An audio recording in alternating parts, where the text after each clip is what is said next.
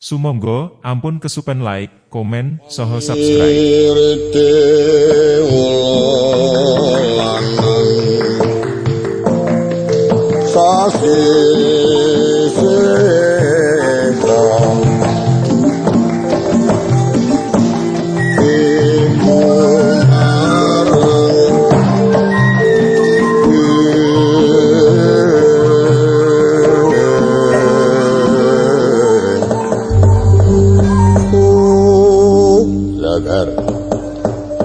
Warda wening sirpa cap goro-goro kang bisa miwiti lan mungkasi goro-goro. Kejaba mung pusakane para titah Mercapada ya pusakane kraton Ngamarta. Wulu cumbu kang peparap Kyai Lurah Semar Badranaya. Apa marmane Kyai Semar saben mijil kinurmatan goro-goro iku sejatine amengeti rikala jaman medune seman sepisan momong Bambang Permani. Ya kepareng peparap Kilurah Badranaya, ya Bojogati, ya Nayantaka, ya Marga Ewuh. Saknyatane iku Sang Hyang Ismaya. Tembung Kilurah Semar yen digagas akeh para kawula kang samya samar ndulu marang Kyai Semar. Awit yen titah Mercapada kok mawa teja nanging nyatane yen dewa kok katon papa sudra. Ya Kyai Nayantaka, Naya Ulataka Pati yen diwis padhake ulate Semar kaya wong mati. Awit ing kono ngeningaken cipta mawas marang gaibing dewa. Ya Badranaya, Badra rembulan Naya ulate Semar manut karo lakuning bulan. Yen bulane tanggal 6 melu 6 ketok menter-menter jalaran nyekel duit. Yen tanggal tuwa melu tuwa netepi marang kamanusane Kyai Semar Badranaya. Nanging yen bulane geranan wonge kemulan sarung turu. Marga Ewuh marga dalane wis ngarani perkewet yen to dinulu jalaran candrane apa kakung apa putri kabukti. Yen kakung dodo mungal pindha pawestri yen westri nyatane kekuncungan lan bebringusan. Bojo gati, bojo pangan gati kekawining lintang kersa dar lintang tan ana kang rubeda nyatane iku dewa kamanungsan. Momong putra tetiga lembajeng Ki Lurah Nala Garing panenggak kantong bolong wragil Ki Lurah Bagong. Tembung Nala ati garing wis ngarani garing. Sapa sing didereke Ki Lurah Nala Garing wong sing kuat prihatin ngesat raga garingake marang atine. Awit ing kono bakal ngudi marang kawiryaning kebatusan. Mula digawe mripate kira awit sing dilirik dudu wong sing apik nang nglirik wahyuning kraton. Tangane cekot nggambarake yen Ki Lurah Nala Garing ora seneng tumindak nyolong jukuk apa maneh darbeke wong liya kejaba mingcok ndelike teke bojone. Sikile becik awit sing diderekke Ki Lurah Nala Garing duweni pasemon wong kang surti setiti ngati-ati. Ki Lurah Petruk tembung Petruk iku kelantur sejatine iku mangsude patrap. Kantong bolong kantong wis ngarani sak bolong kuwi wis ngarani terus. Ki Lurah Petruk patrape bisa ngemadai ngelmu kang migunani. Mula senajan to apa wae wejangane tetep amot jalaran ing kono. Watake Ki Lurah kantong bolong watak ingkang jujur. Mula digawe dhuwur piyayine merga sangka pancen dhuwur penggayuhe. Ingkang wragil Ki Lurah Bagong tembung bos ngarani jembarga gaib sing ditutke Ki Lurah Bagong wong sing jembarake panemu ngudi gaibing dewa. Mula mripate digawe amba nyata kalamun waspada tinggal ngerti wilangane dhuwit sethithik lan akeh. Lambene digawe nduwer ora gelem nyatur tangga teparo. Tajem Ki Lurah Bagong. Mula padarane digawe gedhe Padhae akeh. Ora mangan sewengi nguring-nguring kancane. Meh arep tak tadah tara mangsa.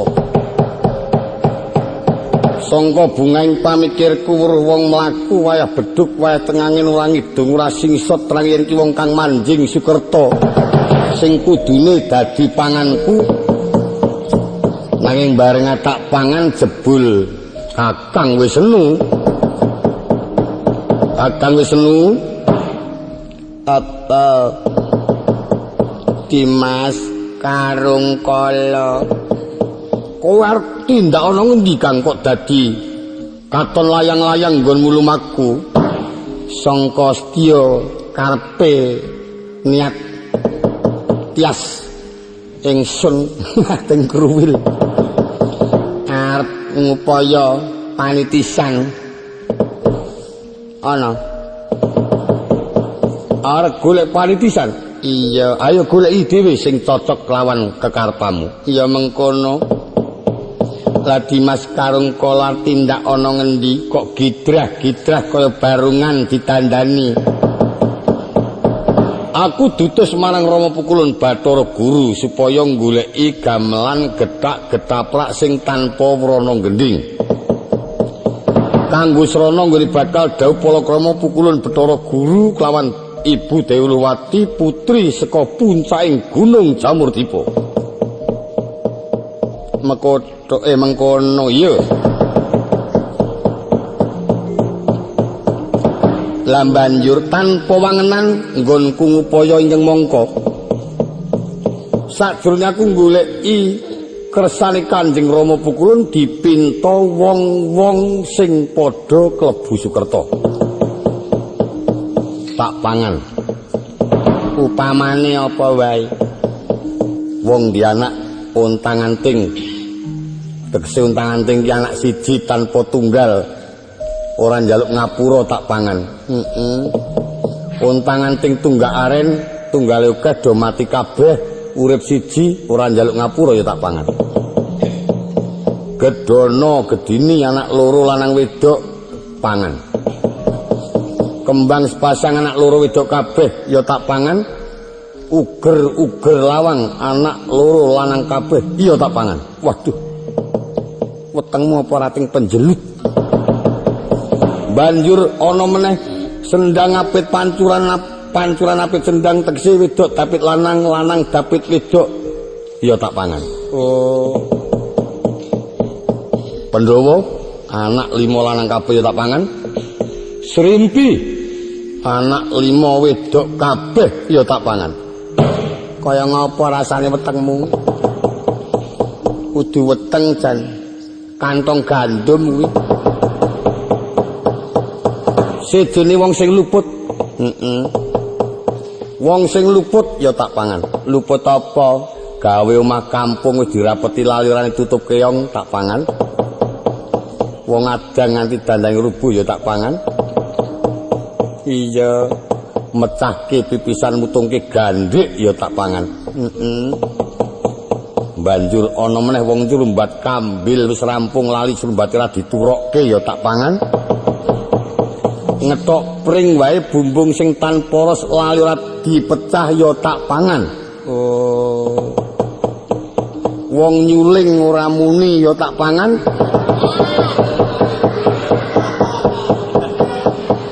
Iya, jalaran nyuring ming trit ngono tok. Ya panganku. Iya. Banjur wong dodol ora patek payu ya tak pangan. Upama ana wong dodol kijing ora payu ora doyan aku.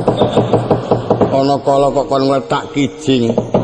Ingkang pungkasan wong kang mlaku wae bedhug wae tengangin ora ngidung ora singsot ya tak pangan kaya dene Kakang Wisnu. Di aku sedulurmu tuwa ya nek ana tuna luputipun Kakang njaluk pangapura gandeng pun Kakang durung ngerti anggeraning kala yen pancen pisan di ngapura besok kaping pindho isih dibaleni wajib tok purba nanging pisanipun Kakang njaluk ngapura ya di mesakno kawan pun Kakang upama tok pangan ora bakal bisa wareg awit ning semene Aku gelem ora mangan karo kowe ora dadi apa mapan wis dulurku tuwa. Iya, ning ila-ila ana tebusane. Tebusane apa? Mbak Ayu Sri dadi bojoku. Mbak Ayu Sri kembang dadi bojoku. Oh, Mbak Ayumu iki yo. Oh iya. Gandeng ana wujute mengko tak tarini yen gelem ya mangsa bodho. Tak pasrahke Mang Siadi nyoto yen tan ana bedane ngladenipun Kakang lan ngladeni Dimas Karung kala mengkono. Nek ora gelem aja tok jiat ya. Ya jajal tarinen. Nek miturut klirak-klirik kuwi wangne rada sir karo aku. Mitut klirik ing mripat kuwi iya. Yajeng Sri Kembang. Yajeng Sri Kembang. Bang Kanyong. Duwer. Kowe iki le kembang-kembeng ki anu apa? Bocah kok tanpa nganggo dipikir. Iki Petruk ngejak alam-alaman, aku dadi Wisnu, Petruk dadi Kala, kowe dadi Dewi Sri. Petruk dadi Kala, kowe dadi Lik Senu. Wisnu ora Lik Senu. Ya aku Sri Kembang. Lanang wedok. Aku dadi wedok. Terima mati aku. Tenan terima mati sebabnya ndak mengandung. Apa ming Sri etok-etok didadekke Sri pentu ngono apa wis? Kowe iki wong lanang ning didadekke wayang wedok ngono. Oh, ning ora wedok temenan ora. Oh iya. Ya gelem tak kira nek Malik Grembyang. Ilang lap. Sing ilang lap apaan? Ya wis gelem aku tuwahno wis gelungan barang. Ngarak ngono. Wis gelem wis. Oh, iki engko calone pupuran ora? Wah. Nek pupuran ngentekke njet pirang-pirang gendhok ora rampung, raimu kaya ilmu bumi kok ngono. Ora isa pupuran, ora. Pipine dabang, abangen nganggo nganu silet. Reka-reka ming etok-etok kok dadak dipacak-pacak. Nek dandal tenan malah elek kowe iki gong ora. Katangipun Kakang Yayi Batari Sri. Aku muni piye? Muni ameng ngono. Tak kei greh. Dewi Sri kok ngono. Aku ki urung tau-tau engko nek keluputang barang wong urung tau-tau ki agak nyuwara we. Ndredeg. Apa meneh adikake kala. Iki warana terus Dewi Sri ki nek nyuwara piye? Luruh ngene. Jagat apa Kakang Wisnu? Ora mlika Mas. Oh, model Kang Mas kira saiki. Yen biyen dewa ki ora tembung Kang. Agek saiki nek dewa ditenarak ning Kakang Bathara, Adi Bathara ngono. Dadi Betari Sri nek karo Wisnu ya apa Kakang Wisnu. Ngono. Engko nek ditari gandeng pun Kakang luput. Diajeng minangka nebus keluputanipun Kakang kowe ngladenono Bathara Kala ngono ya. Heeh, njurus Dewi Sri nibo. Nangis. Jagat iki lelakon apa ing atase bojo kok ditawak-tawakke iki gumun bang.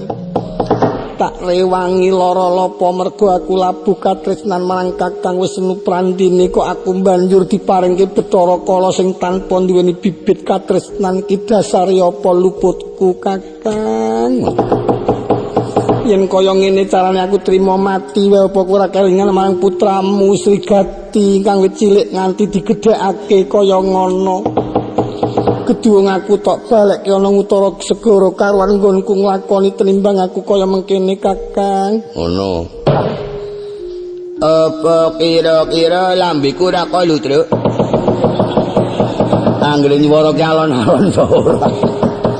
Karang dicok keserot ngono. Kowe ki ra ngrasake aku ki wingi oleh kumam ki ketok ki ora ana iwake kok mamah daging aku ngono. Jebul lambe kuwi sing kemamah. Kowe malah sing ora-ora. Kepiye Kakang Wisnu tak jaluk Mbak Isi. Ya mengko jajal tak tani yayi. Diajeng Dewi Sri. Iki ngapa iki? Lho nangis mengko. Hah, mengko waduh jan wis tuwana laku niba sak kayange. Le niba wis sak kayange sik semayani mengko.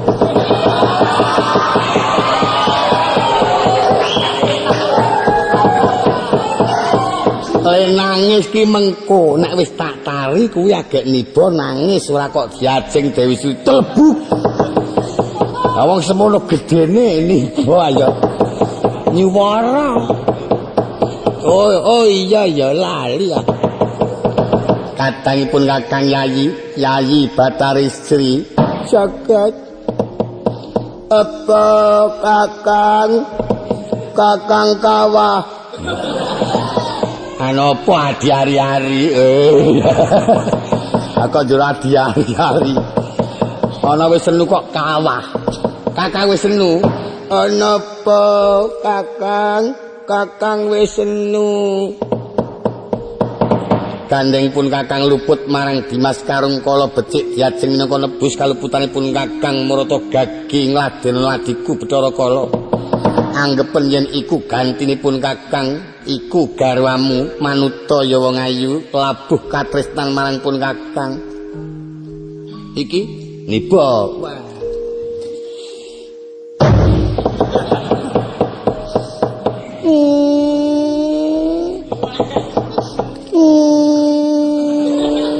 wah Bagong malah keranjingang truk lek tangi iki terus tangi ayo ora ditulungi ora jagat iki lelakon apa ngono jan wis ing atase bojo kok dineneke kinjuk ketemu pirang perkara kurangane apa lek labuh katresnan karo kowe Kakang kok ora kelingan jaman semono. Kowe bareng wis kok ngono banjur lali karo aku kowe bapakne Sri kowe kebangetan temen ora kelingan karo Sri kowe ya jagat nek kok ngono kuwi aku balik nang toyan.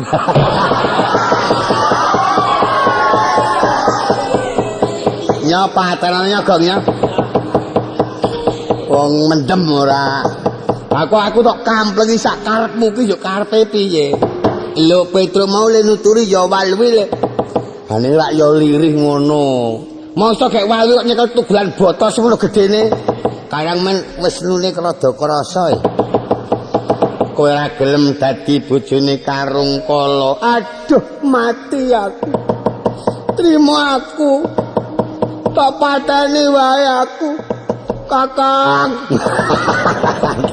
nganti tumpak aku ngene Kakang kok Kakang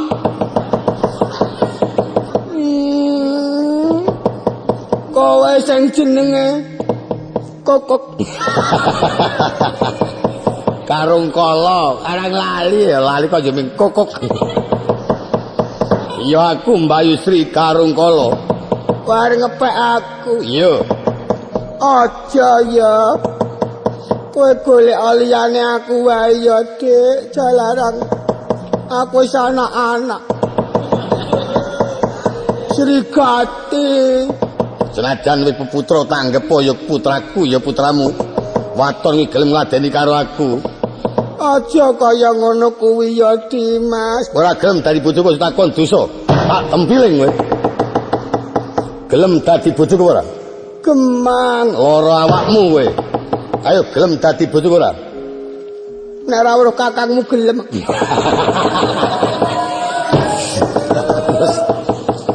ana wae Dewi Sri kok kelakuane kok ngono ya lah witena dipencungi aku njur Nek ora weruh kakangmu gelem, arak cilaka to, mongko aku nek awan turu ora.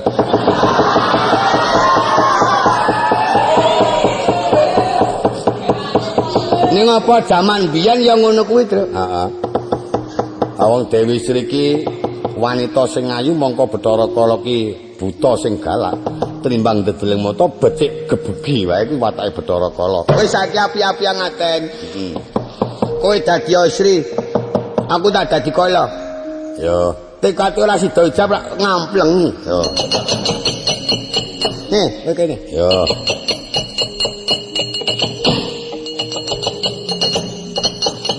Ayo, kepiye kowe? Janjimu terhadap.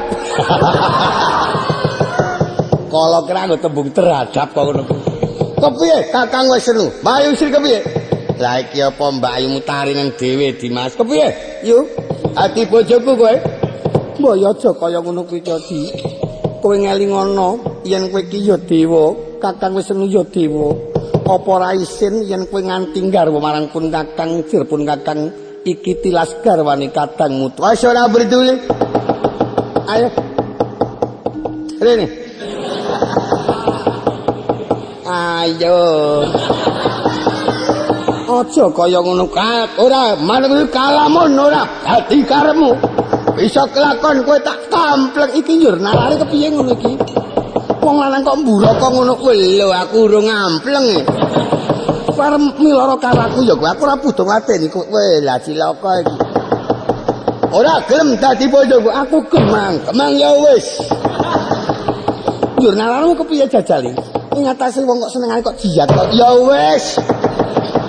Wis ora sudas. Aku ora butuh wis bubar. Atau juga kablah bubar. Wis jajali rasakno reng. Dadi wayang sedilite peyok-peyok kok ngene. Dadi istri ya dikamplengi, dadi kala ya diantemi, pancen menang-menange dhewe sing jenenge Petruk kae. Karang aku lek karo kowe iki mangkal tenan. Lek aku mangkal ki ndelokke wujudmu wis ora petha menungso. Wong kok persagi. Men, arang biyen tunggak kok. Randek punuk waduh bingung rambut barang. Lungkur dalam zaman kemajuan gondrong. Ah iya. Kok kene kok selo. Sekarang wingi gegeni gejungkel. Malah bathukku mlotas e. Pokoknya sing jenenge Bagong iki didelok ki wujude iki nek upamane weruh sedilit ketok jelis gak. Soale iki wong-wongane iki ora petha. Ha iki wis rasakno. Wong kok ting jlempah. Lambe kok waduh duh. Kaya grujugan. Weh, iki untunge nek musim udan gemrujuk. Anakku nek dados menang isor lambe kene iki. Nek wong semene jembare raine, irunge kok mung mlenting semene njek lare piye. Irung karo lambe kok lete iso sekilan. Mongko ndelik. Ha iki sing jenenge irung ndesin. Sing kebangetan ra ndesin ki irunge Petruk kae. Wonge urung ketok mak telosor. Terus tenan. Kowe jajari rasakno wis. Gak irungmu bangku nek mlaku-mlaku ijen weruh cah cilik-cilik ra. Pak ling nganggiket kualik ra ngono. Ha ya wong undulan kok ya iki. Mangejak padu. Ning irunga cilik kae ana paedahe. Paedahe apa? Nggo turu mengkurep lho. Yo, do turu mengkurep. Ora demes dhewe aku. Petruk turu mengkurep ora kelempit-lempit. Wong edan kowe iki. Turu mengkurep tekate butuh slamet manglung waton. Lah ora umum irung kok ongkang-ongkang. Wis ora umum antem-antemanku. Angger Bagong tok warai tundone ming ngejak kerengan. Mbangane ming tengok-tengok nganggur dolanan sing tanpa paedah sing mengko bakal mahanani cerah. Becik ayo padha seneng-seneng kowe karaku lan Bagong. Seneng-seneng ki werna-werna. Apa arep seneng-seneng ngejak Patra Pilasa bantah-bantahan? Apa seneng-seneng arep ngetok kekuatan padha jogetan? Nek bisa ngetokake kekuatan joget nembang sing apik. Nembang kowe menang karo aku wong ampuh. Wong kowe ora ndek gulu. Suaramu agek nyiwara biasa wae kemeng-kemeng kok nututi suaraku luwih-luwih Bagong. Setitik wae gulune ra duwe kok arep ngalahke karo aku ki yo dasare apa? Temeh gulu dawa iso nyiwara apik. Wis delok ula kae badan sekujur gulu kabeh. Tenang apa ming klempas-klempus. Kintel karan ndek gulak nyiwara tung. Padake kintel karo ula. Sing jenenge swara ki digambarke kaya tetanduran. Gambare kaya suket galogong. Suket kae sing kerep kambon banyu lak lemu to. Iki swara apik ngono. Tetukulan turna kuwi. Ning sing adoh banyu kuru. Jalaran suaramu kuwi ora tau tok rumat ngono. Ning ana yang sing adoh banyu lemu, cerak banyu kuru. Apa rambut iki? Adoh banyu to, aja cukur 3 sasi ra dawa. Sing cerak banyu wulu irung ki aku bendina pilek ora dawa-dawa. Penjemen kowe kuwi. Kowe saiki jajal wae nembangun Jogito sing apik. Aku nek nembang rumangsane aku ora duwe swara to. Becik aku tak nyuwun bantuan para ibu-ibu waranggana. Nah wis anggere ketanggul ngono wis. Entek. Al nyuwun tembang apa tibake gending apa. Nah, mengko tak nyuwun tembang dandang gula nganu. Ibu Ngatirah nyuwun pangapunten nyuwun oleh-oleh dandang gula saking ler. Semawisan. Gemes Semarangan kok semawisan lho. Mangke ajeng kula nggih dolanan. Monggo.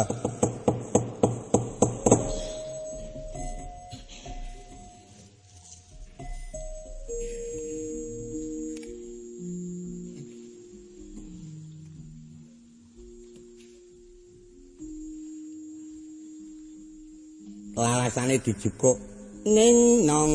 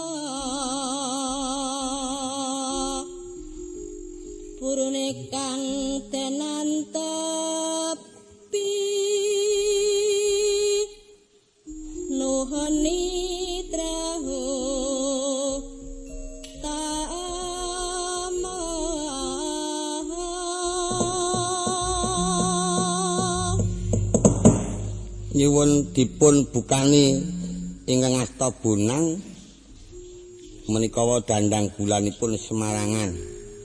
Dolananipun inggih model Semarangan, mikat manuk podang.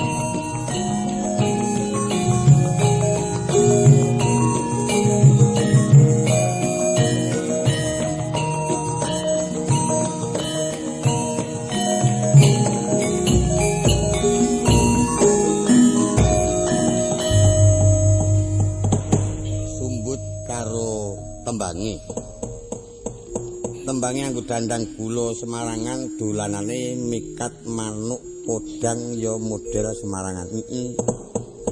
Aku gumun karo Kang Gareng iki ketoke wong ting pringkil kaya ngono nek pencak bolane apik. Aja ndelok wonge. Nek wonge ngono pancen mingkong ngene, truk nek gelem temandang nyoto kowe barang iki iso. Nek kadikono apik apa itu? Apik. Nek kadikene mah kok ledek munyuk e. Kuwi pemenungsa kuwi kakane padake ledek munyuk kuwi. Akate dek ora godak. Welo pemimpin karate. Dianggep apa? Wis jajal apa piye? Lho jurus bango. Waduh. Mulane drijine yang kuwek. Harimau nebak. Sempok tendangan pasang cek ndodok njaluk. Kok ngono kok oleh muni pimpinan pemimpin kakere kuwi. Wis saiki kowe genten tang. Ya mengko aku tak dolanan sing apik. Pelok. Ya. Pelok ning pelok barang. Oh iya ya, capek. Pelok apa? Barang. Barang. Anjukuk sing model ngendi wis ora usah akeh-akeh model kene wae. Aku ngelaras ular kambang karo tenguk-tenguk. Banjur sapa men ditembangke karo nyaine. Oh ya. Ular kambang. Wis kon nembang sesuk-esuk aja kuwatir wis ora tak ning apa-apa. Nek ular kambang kepenak karo tenguk-tenguk. Iya cacali tak krungu luwer kambang. Ular kambang, luwer kowe ki bangeten kok ungker. Engko ya ora iso muni kowe kok nyelo-nyelo nuturi.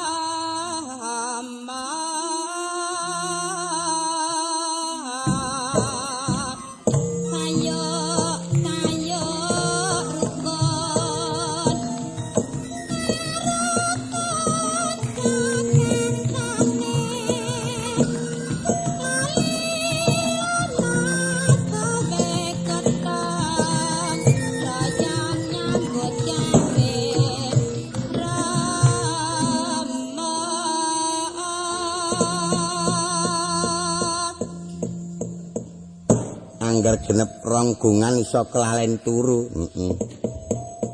Nek nang omah ya tak kon ngulurke kambang aku turu.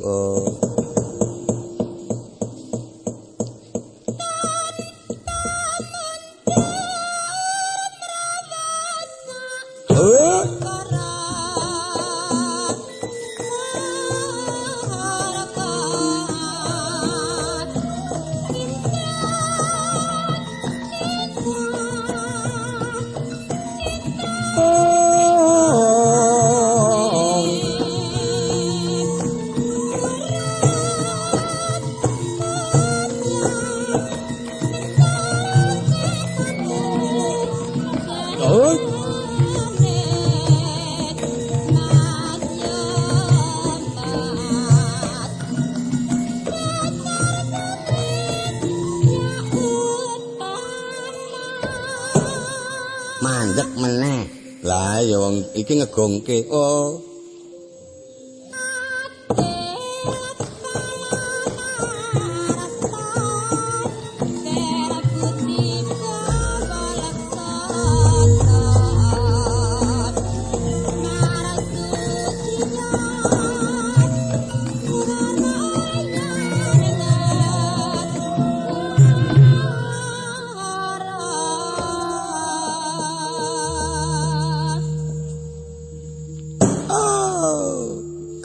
Gong lemni ngono rak bareng karo lerene gamelan ora kok lete wis rada ados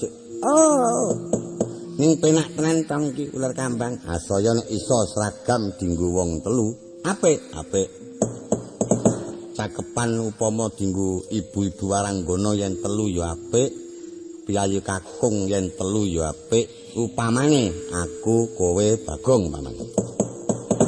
Aku sing ni witing tresno ngono njur kowe. Jalaran sangka Bagong kulino ngono njur aku.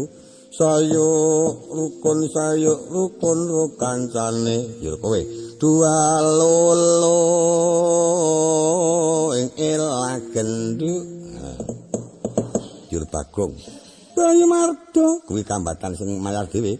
Ardane ngrasa busana brambang saksen 5 berjuang kanggo negara njur aku brambang saksen 7 berjuang kudu bersatu njur kowe ri prengori ana ulane disaut Bagong ula tali picis muda mudi kudu wasis njur aku ciu gambar manuk kowe aku melu Bagong apa entuk wah wis apik nyamleng kuwi jan nyamleng kuwi Truk ya dimulai ya dimulai iki apa wis iso wis mengko ngono kok ora iso witing tresno jalaran so gambar manuk lelakon apa witing tresno jalaran ning gambar manuk ki jajal apa ora mangkelake wis kamen gambar kok dadi mahanani tresno ndae bonek manuk temenanan wong mendem ora witing tresno jalaran kowe saka kulino ora kok gambar manuk oh iya ding mau kuwi kari ya ayo witing tresno jalaran so banget kulino iki sisi apa ya iki sayuk rukun ro kancane iket dua lo elagenduk saji seswa lho Bayu Marda wae oh iya Bayu Marda kicing kok gaya baru artane ing rasebu sene kemloroten kuwi oh kurang menteng ah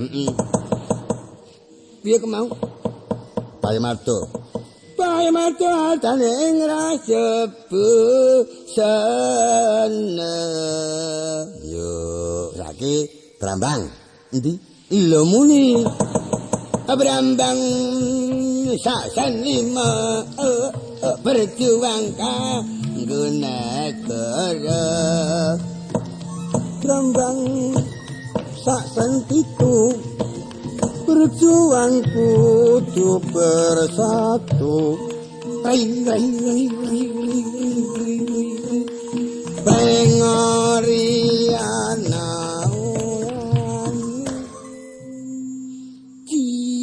gambar wah gambar iki mengko ula tali picis muda-mudi kudu wasis ciu gambar manuk aku melu saya tresno apa entuk apa ora diterusake wong ora gobloke ora oh jare Bagong iki pancen mangkelake nek umuk ora kaya Bagong bareng ditokke ning palagan trit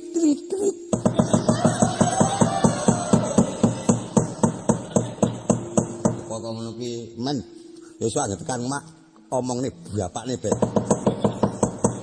kebugi karo Semar men. Apa bapak apa? Tenjang pegat karo simbok anggere wali kalah. Ae mangin-mangin megatke bapakne ya. Wis kowe gendinga sing apik. Ora iso gending apa? Tenjang 12. Aku kalah gendingane karo kowe isin arak ngono. Milih pelok apa slendro? Pelok ya apik, slendro ya apik, pokoke apa-apa seneng waton kowe sing gending. Ning nong. Oh, kowe durung tau krungu lekku gending, burung. Wis tau weruh lekku gambiran om, burung. Oh, goblok, dimundur. Kene mengko lekku kiprah, kene sembahan, sabetan terus kurang mundur. Kene engko lekku sembahan, sabetan kiprah terus kurang mundur. Iki kepiye kok dilebok kene. Pongedan ora aja. Aku kan delok apa kok ya. Slendro apa pelok? Slendro aku nek ora slendro arek ngono. Gendingane gagah. Apa bangsane rujak jeruk.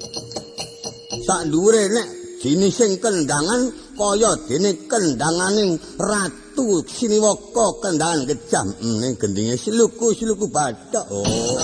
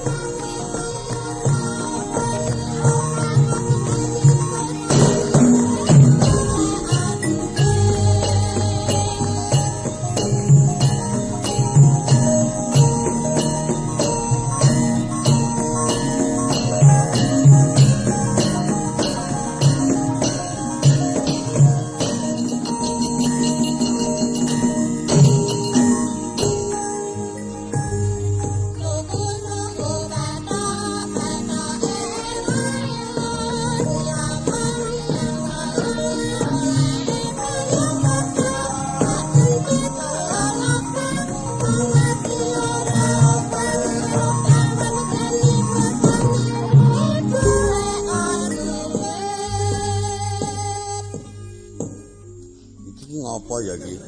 Wong Bagong wis leren kok taktuk-taktuk. Gending kok marahi dijogeti mumet iki kepiye iki? Kuwi dolane cah cilik-cilik biyen nek dolan slonjor kabeh kae. Sluku-sluku bathok lae lo ngono ya digameli karo Bagong. Lamun sluku-sluku bathok. Lho, ngene rak dirungokke saka Mandrawa kuwi rak ngrangin. Ngrangin teng grubi kok ana ngrangin. Sluku bathok ela sirama menyang solole oleh payung moto majentit lolo bawang mati ra iso opa medeni putane urip golek duit lho. Iya ya. Sluku bathok ela sirama majentit iki ngopo ya kok ora Sirama menyang Solo. Oh, sirama menyang Solo oleh payung mata. Iki ya piye? Ha iki nggon mak jentit. Mak jentit lolo pawang mati ra iso opa medeni jentit. Ora iso Kang Gareng kebangetan ora. Wong nek tolol ya kok ngono. Ayo ora leren. Wis gek ora leren nek bapakne teko ngene iki pira bae linggo iki ditata. Ngene. Nah, iki jenenge anak ngadep wong tuwa. Iki linggo. Ngono. Sing iki ora kena dhuwur-dhuwur. Ngono. Iki jenenge wong nom ngadep wong tuwa ngono. Penyakit iki. Le sing tuwa kuwi sing disewani ya linggo. Ngono. Nah ngono ki. Dadi ki wong telu ndelok banyak angrem rang. Ora karu-karuan. Malah bapakne padake banyak angrem. Mengkoto Kakang Semar. Kowe aja nganti kesuwen nggone geguyon karo anakmu.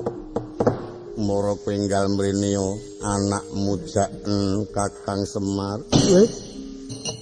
Kula sak anak kula katimbalan, Den. Iya, Kakang Semar. Nggih. Mangke kula tata sowan mriku. Lala Garing Petruk Bagong aja padha kesuwen. Bendaramu terang yen wis lenggah kabukti angin ngidi tekan kene gandane arum.